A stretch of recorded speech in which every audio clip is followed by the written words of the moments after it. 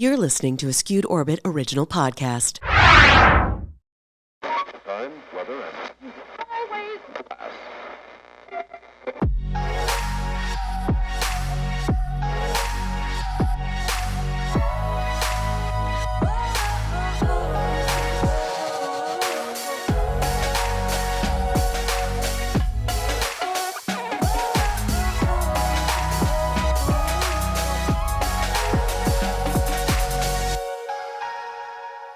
Welcome back to, I almost said Common Ground Morning Show, which is another podcast that I host. What? She has so many jobs. You guys, welcome back to the Rachel LaForce Show.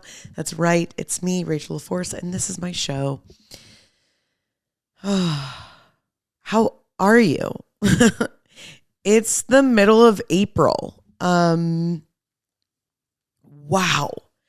I'm going to guess if I'm feeling this kooky bananas, you probably are too. I feel like it's also the acceleration, like every year since 2020, I feel like has gotten faster and faster and faster. And we're all just like, just struggling to like keep up and just keep moving. So today we're going loosey goosey, baby. We're just doing a little jazz on the mic. As I'm sure you've heard, hot goss. I had a baby 3 weeks ago. And so I've not slept in 4 months because the third trimester was so brutal on my body. I don't think I got like a full night's sleep. So I've just been acknowledging the space that I'm in. And I feel like because everything is going so fast right now, I've felt so called to just slow down.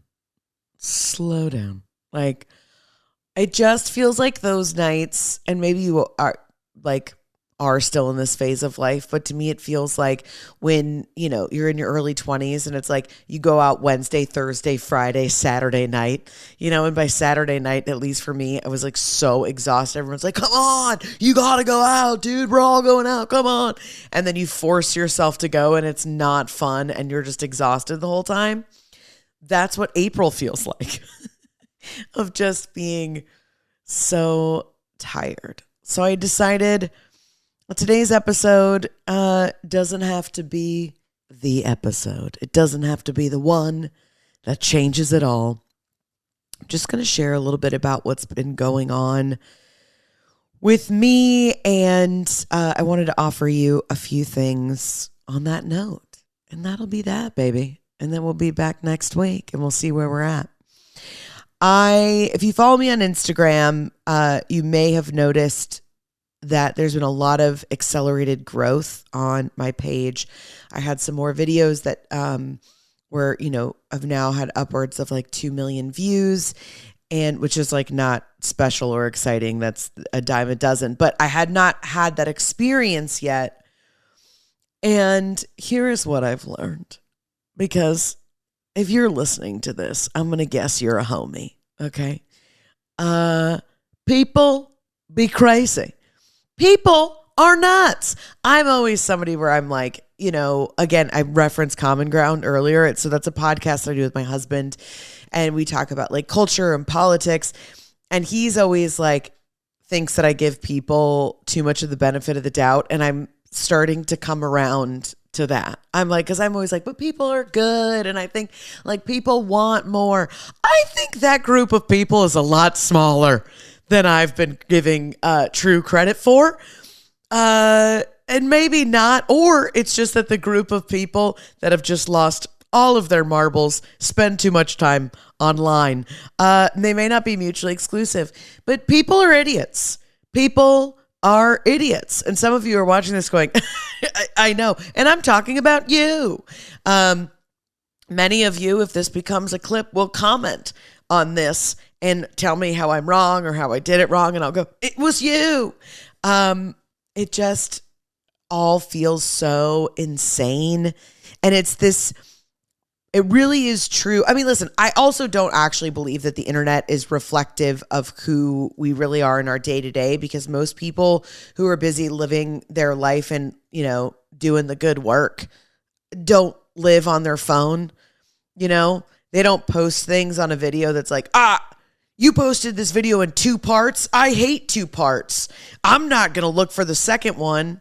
And it's all just old white women. And if you're listening to this and you're like, Rachel, I'm an old white woman, I will also say some of my most loyal folks in my community now are Jill's, Sandra's. They are women well over their 60s. They comment on all of the videos of my sons, and they are supportive and so lovely. And so there are a lot of you out there that I very much love. I will say the biggest trolls on the internet are not incels that are just like playing Fortnite. That's what we think.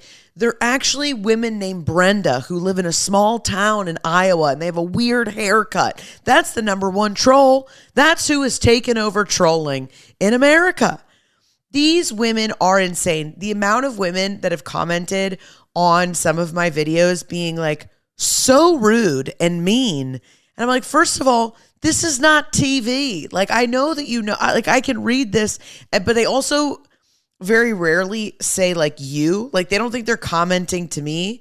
Like this one woman commented multiple things and kept referring to me as her.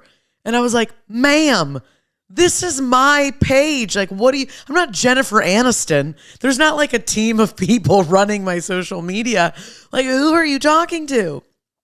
Oh my gosh. And so that has been the learning curve for me of I'm going to have to make some decisions about how I'm going to navigate this next phase. And I won't get into all of that because it's boring and it's just about me. But I think that that really relates more to like the collective and where you are of like things have been going so fast. So much changed for all of us in 2020. And a lot of people are waking up. And a lot of people are wanting more and seeking more and wanting change and wanting wisdom. And you may be in this place like me of a lot of those things are beginning to materialize, but now you're faced with quote unquote new problems or new choices. And you're in this place of how am I going to navigate this now? What do I want this to look like? So I just want to offer you that, like I said in the beginning of this episode, which was we don't have to do it fast. No sudden moves. You know, if you're trying something new, if you're doing something new, you're in a new relationship, you've got a new baby, right? You've got a new online community, or maybe you're like, all right, I'm in this new job that I've been working for, I'm asking for, and now you're navigating a team of people.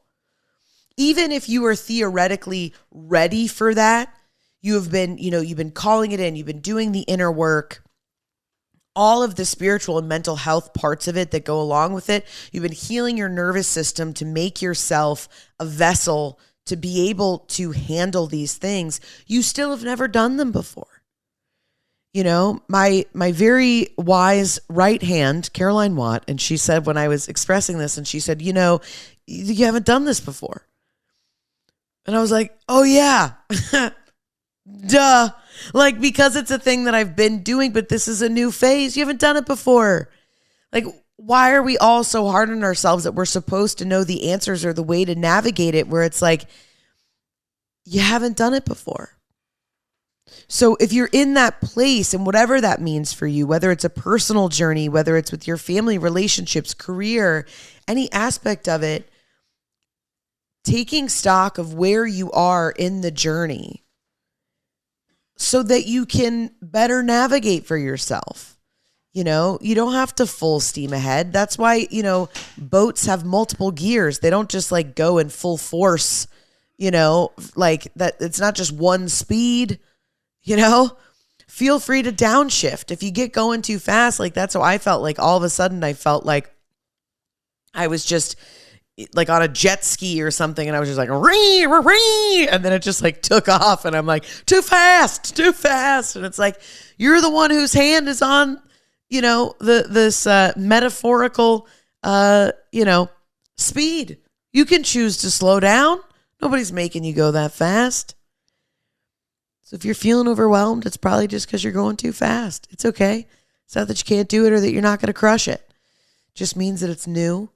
And maybe, you know, like I was talking with somebody recently and I was like, that's what's so difficult sometimes about navigating new spaces. It feels like merging on to the freeway, where all of a sudden it's just, how many metaphors can she come up with for the same situation, huh? Here we go. Let's finish it up though. So, you're getting on the freeway and it's like, well, everybody's going 70. You can't, like, even though it's like, it's too fast. Like, you don't get to go 20. That's your choice. You got onto the freeway, babe. Like, you got to go fast. So it feels the same way just in life, which is like, even if you got going too fast, that's okay. You can find your pace. Doesn't mean that you have to speed up. So with this, I was thinking about a few things because I had posted over Easter, I posted an open and loving letter to my fellow Christians, okay? I don't talk a lot about Christianity. I don't really even talk a lot about different religions, because I'm not super well versed. I haven't studied religion. So a lot of just what I would share is like my own observations, insights, and experiences, right? And I don't share a lot about Christianity because I have a lot of conflicting feelings about it. And then I still have Christian guilt of like, there's almost this part of me of like, but if I say anything negative about it or criticize it, then I'm scared. Like my core belief is like my family will think that I'm like saying something mean about them or that they will be somehow offended or affected. And so I realized that went into how I presented that letter on Instagram. Also keep in mind, I recognize that one post on Instagram is like the least of the world's worries and what's going on. Okay. Can I just state that there's way more important things going on in the world? Okay. But here's what it taught me was where I was like, I posted it and first of all, it doesn't matter how I would have framed this letter. Okay. People are so reactive to any sort of side, and people have decided that Christianity sits on the right side, which makes sense. Evangelicals, the GOP loves to be like family values. And it's like, I think you just want to push through things that control people, because you don't have family paid leave. And anyway, you exist in the world, it's all of the things. So I call bullshit, but that's an episode for a different day. The point being that it doesn't matter what I really would have said, the reaction still would have been the same. But I posted this letter. If you haven't read it, I do encourage you to go read it. And within 2 hours of posting it, I lost over 270 followers. Now, again, lost is in quotes and followers in italics. Okay. Like, let's be real. I do not hang my hat or my identity on social media. I want to be very clear. Now, this work I'm doing is very important to me. I also want to be clear about that. But social media is not real life, okay? So if you are struggling with that, I want to remind you of that as well, that social media is not real life, okay? So I do have enough, chutzpah to remember that. But it also is a part of our lives all the time, and it is very real, and it is a very big part of my work. And so I'm learning, how do I want to show up in this space, right? So I lose 270 people, and there's instantly kind of this panic, right? Because it's like, I do put a lot of energy into what I, bring to social media. And so, it was like, oh no, like, did everybody misunderstand me? And then, like the next day there was like, I think another like 235 people. And then the next day was 100 people. And, it's always this insecurity and this feeling of like, oh no, if I said the wrong thing or did I offend somebody? And then the second thought, what I thought was super interesting was where I went back and I'm like, I wonder if they were Christians who just like didn't like what I had to say. Because the whole thing is just like, which is my point of view on Christianity and a lot of my, what I feel conflicted about it, and where, again, my criticism comes in. And really, it's not even criticism as much as it feels like accountability. That I'm like, for the Christians that are all about like, it's family values or it's this, and these are the things that are ruining the country. And I'm like, what are you putting back into the country that's about love? What are you putting back into the country that's about support and protection? Because from where I'm sitting, all you guys are doing is judging. And as far as I know about the Bible, a lot of things in there about not judging people. So for those of you that are like, I'm a Christian and I know what I'm doing, so I'm going to judge you, have a seat. Because I'm going to call you out and I'm going to call bullshit. And it's not that I'm doing everything right. I'm just simply saying you got a pretty big platform and being like, it's about Jesus. And I'm like, is it? Because it seems like it's more about you. Because Jesus, his whole thing, he was hanging out with sinners and debtors, washing the feet of prostitutes. I mean, which also, like, could you imagine? So, relax is what I'm saying. So that was a lot of what I posted in this letter, except it was well thought out, and more poetic than that. But again, so I had this feeling of like, okay, so are these, kind of Bible thumping Christians reading this and they're like, well, I don't want anything to do with you. And if that's the truth, then that's okay. Take a walk. I'm not for everybody. And that's fine. But then I was more fearful, where I was like, oh, people who have followed me because I've built some trust that it's like I'm going to bring them something, I almost used Fox News's, what is their tagline? Fair and balanced, which is just the most satirical choice of taglines. But, where I was like, have I built trust with them that I'm going to bring them something? And then maybe they felt sabotage of like, wait a minute. Is this woman a Christian? Was this a bait and switch? So there's all of these thoughts that are ruminating and I'm panicking. And again, I stopped myself and I went back and I'm like, first of all, does it matter? Does it, whatever the situation is, does it matter? Or maybe these people didn't even see that post and they just don't want to follow you anymore. Does it matter? Does it really matter? No. And the other thing where, again, this goes back into what I was talking about in the beginning of the episode, which it's like, I'm tired. I'm not making any choices from, where it's like always show up and try to do your best. But my best right now is 30%, honestly, of what I'm typically capable of.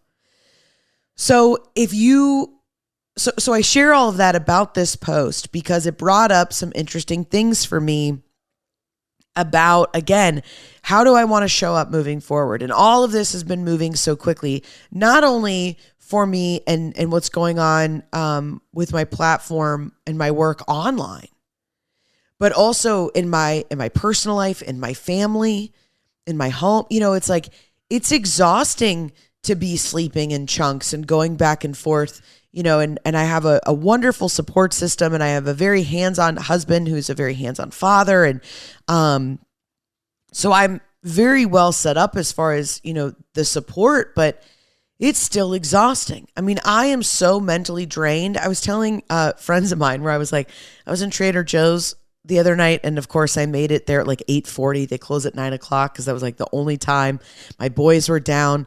I'm like, okay, I've pumped, I've breastfed, I've done all the things, I cleaned up. Okay, I posted this. Okay, I did this. I have 20 minutes to go to the grocery store. And I'm standing there in the wine aisle. And I haven't stood in a alcohol aisle in I don't know how long. And I just stopped and I stood there and it was this weird feeling. And I'm like, do I feel like I want to drink? Is that what this is, like an urge to drink? And then I'm like, no, like I sat there for a second and like behind that thought I was like, I just want to shut my brain off. Like I was like, it takes so much mental energy to not just lose it, because your instinct when you get this tired and overwhelmed and everything just keeps going is you just want to be like, it's too much. It's too much. And I had to stop and go, it's okay if it is too much. But freaking out is not available to us. It's just not what we do. Drinking is not available to us. It's just not what we do. So we're just going to have to slow down. Or we just have to surrender to the fact that like things are going faster than what I'm fully capable of showing up for. So I'm going to make some mistakes. And that sucks. I maybe would have shown up to the whole Christian letter situation differently. I maybe would have expressed myself differently. Or maybe not. But there's a lot of things, right? Like, oh, did this thing get paid? And it's like, oh, I thought you paid it, or I thought you paid. There's going to be some mistakes that are made right now. It's okay. So I just want to offer you that, of however that translates to your life. And I'm going to trust that it does, that there's always things that I always say that the most universal lessons can be found in the specificity of our experiences. So I'm just going to trust that the speed of which everything feels like it's taking off for me is also going to translate for you in some way. So I share all of that because I was realizing there's this very specific book that I'm going to guess the majority of you who follow me and listen to me and my work are aware of this book, but maybe it's new to a few of you. So this book is called The Four Agreements. It's a practical guide to personal freedom. And it's fantastic because it's not very big and because I don't read. And because I'm reading and writing all the time. Do you understand? It's exhausting. People are like, do you like to read for pleasure? I'm like, absolutely not. Plus I'm so ADD. I do the thing where you get down one page and then you're like, I got to read it again. I don't know what it said. I was thinking about, what I would name a dog that I don't have, and I was like, man, I really think I'm in this place that I want to revisit this book. So I just wanted to offer this to you. What if I was like, and scene, and I just read the whole book? Could you imagine? But all four of these things, they're great because they're super universal, but definitely for me, at least specifically where I am right now, with wanting to keep pace with the growth of my life overall, the growth of my work, I was like, these things are so important. So I just wanted to offer them to you, whether you've heard them a million times or you're hearing them for the first time. I think that they're worth our time. There's just obviously 4 agreements. The first one is be impeccable with your word. Speak with integrity. Say only what you mean. Avoid using the word to speak against yourself or gossip about others. Use the power of your word in the direction of truth and love. Why this one was so important for me was I was like, I think that there's certain ways in which I've shown up online recently where I was like, I've really realized that because the more and more that my work grows, that our community grows, if you're listening to this, I include you in that. You are a part of this. You are a part of what it is that I'm bringing to the table and what it is that collectively we're growing. And I don't just say that, even though it sounds super cheese. I genuinely mean that, right? Because a community is all of us. And so I'm like, I really, really want to become conscientious and aware of really, really being impeccable with my word, which is very hard because I'm a comedian. So a lot of what I mean, where it's like tongue in cheek. And then also I'm just ADD in nature and then an improviser. So I'm like, I don't ever really know what I'm going to say. But I do think it's so important because especially where it's like, never speak against yourself. And that's what I want to feel because it's like, I can't stop the trolls, the Brendas in Iowa with weird haircuts, They're just going to keep coming. And nobody likes when you speak a truth that rings true for them and they don't fucking like it. Nobody shows up faster. It's like the only reason you have haters is because they don't like the way that you make them feel about themselves. End of sentence, period. Okay? But I don't want to speak against myself. I want to make sure that anything that I put out there, I'm like, yep, stand behind it. You don't like it or it made you feel bad or you think that it's like, well, you should have said this thing. Then that's your opinion, right? That's the difficult thing about being an artist, that it is our art until it's out there and then it's open for interpretation. I have no, it's like we write books about people's art, interpreting it, that have been dead for hundreds of years. We don't know. Maybe they were like, I don't know, dude, that was never supposed to be in a museum. It was literally like I was hungover and I painted a thing. But, you can decide that it's about, the afterlife, where it's like people can decide and give meaning to whatever they want. That's why crystals are super important to some people. And other people are like, you mean those fancy rocks? It's like we decide and give weight to things. So The only thing that I can do, the only thing that you can do is be impeccable with your words so that you're not speaking against yourself, and then let Jesus take the wheel. The second one, don't take anything personally. The second one, don't take anything personally, okay? Nothing others do is because of you. What others say and do is a projection of their own reality, their own dream. When you are immune to the opinions and actions of others, you won't be the victim of needless suffering. I've gone back and forth. Am I going to respond to shitty comments? Am I going to, and it's like it triggered this thing in me. And I think it's the inner child, or really the inner preteen in me, of being bullied, where it was like I didn't know how to stand up for myself or what to do. And so now I have this need of like, you're not going to come into my living room and talk shit, right? Like, so it's like adult Rachel that feels the need to like put everybody in their place. And I think there's this, and I think especially the need is, I'm like, well, why would you not? Because like you can, right? Because it feels like hecklers. It's online hecklers. Like if I'm on stage, which theoretically when I'm on stage, now you're in my house. You know what I mean? So it's like if you're going to sit there and you think you're going to say something and like call out and ruin the show for everybody else, I'm going to shut you down. Now, in that circumstance, it makes sense because the show cannot go on if somebody, it's like, I'm Tara and I'm getting married in 2 weeks. Like, okay, Tara, but this is not your stage, okay? Even though you have a penis sash on. So, it's like in that circumstance, it makes sense. Online, I'd save your energy, Rachel. We can't go for every idiot. That's not the business we're in. So again, wherever you are in your life, and we talked about this a lot on my Instagram, where it's like, if it's rejection, if it's, whether from people that you're dating or from, job opportunities, or it's all those things, don't take it personally. I know it's so hard, but it's like, what is that famous phrase? It's like God's, or like rejection is God's protection or whatever. It's the same thing. Just don't take everything personally. Number 3, don't make assumptions. Find the courage to ask questions and to express what you really want. Communicate with others as clearly as you can to avoid misunderstandings, sadness, and drama. With just one agreement, you can completely transform your life. This is true for so many things. For me, with the don't make assumptions right now, that's because it's like, I'm so tired. I cannot assume that other people are going to take care of things. I cannot assume that my husband can read my mind, like all of these things. I have to over communicate and make sure that I'm clear, you're clear, we're all in agreement, right? And there's so much of that. I talk about that in my videos too, of like, if you don't ask a direct question, you're not going to get a direct answer. Because in fact, you can ask a direct answer, or a question rather, and just get gray back, right? What are we? I'd like, we've been dating a while. I'd like to figure out, what are we? Oh, well, it's like, but that's your answer.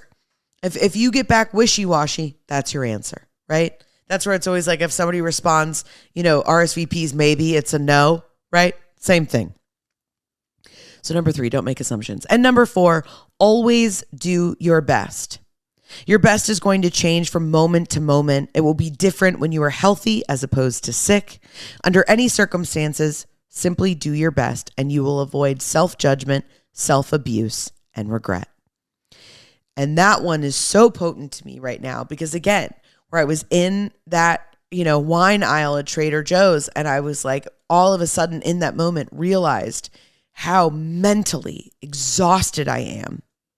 For all of the most beautiful reasons. I mean, I used to just be mentally exhausted because I was, ignoring every bell and whistle, my nervous system, every red flag, like everything in my life that was asking me, please set boundaries, please quit drinking, please get out of this situation. So I've been mentally exhausted before, but this feels wildly different because this is exhaustion from the things that I have created, and it's beautiful exhaustion.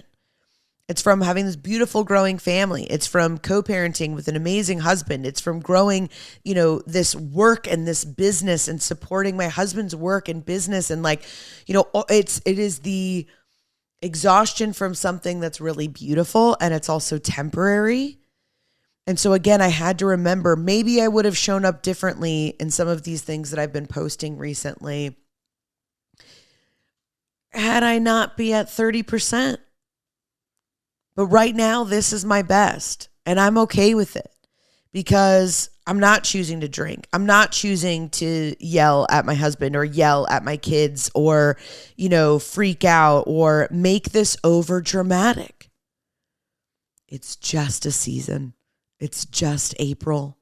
And things are moving fast. And there's some really beautiful things about that. And there's some really beautiful things about being able to have the capacity and handle the amount of things that are coming my way. Even if I wish theoretically that I was in a different mental space to be able to handle these things right now, good fucking luck, okay? It's called life. There's never going to be a perfect circumstance where it's like, oh my gosh, did that just all work out perfectly for a long extended period of time where I was never stressed out but got everything that I wanted? That's not how it works, right? April showers bring May flowers. So right now we are in this place of integration, of reconfiguring. What is the pace that we want to go at? What has 2023 already taught us? Where are we and how do we want to move forward? Because we're in this early spring, but it's like, man, like, what do you want late spring and summer to look and feel like? Because you get to decide. But also with that, because again, it's like all of, the people that comment where it's like, oh, well, that worked out for you, but for me, and I'm like, okay, for you, it sounds like you need a therapist.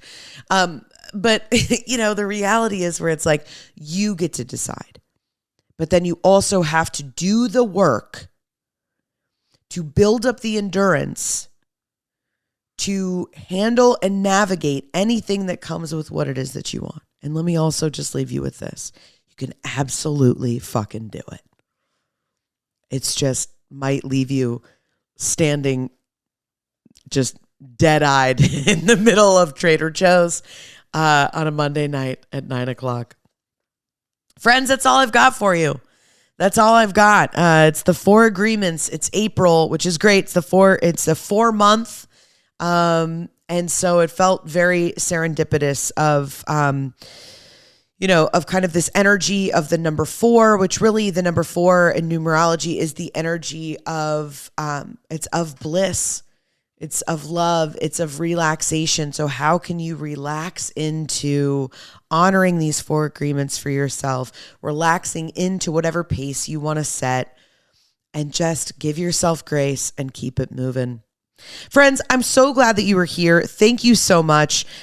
You can watch, if you're listening to this, you can watch these if you ever decide you're like, I really love listening to this, but you know what I would like to do? Watch it. You can, both on Spotify and on YouTube. If you haven't subscribed to my YouTube, head over there. All the links, you can find them on my website, rachellaforce.com. You can also find them on my Instagram and my link tree. Everything is there. If you're listening and you're like, man, I would love to work with her, collaborate with her, you want to get some product in my hand, all of the things, you can do all of that. Again, you can reach out to me on all of the things on my Instagram, on my website. You can also subscribe to the podcast. And there's a bunch of more stuff. I'm going to put all of it in the notes of this show because by now you've probably turned off the podcast because that's what I do when people start telling me about all of the things. So I'm going to hit you up other ways. If you have any questions, comments, or concerns, keep them to yourself because I'm too tired to take them in. Friends, as always, be kind to yourself. Tune out, tune in. Love you, mean it.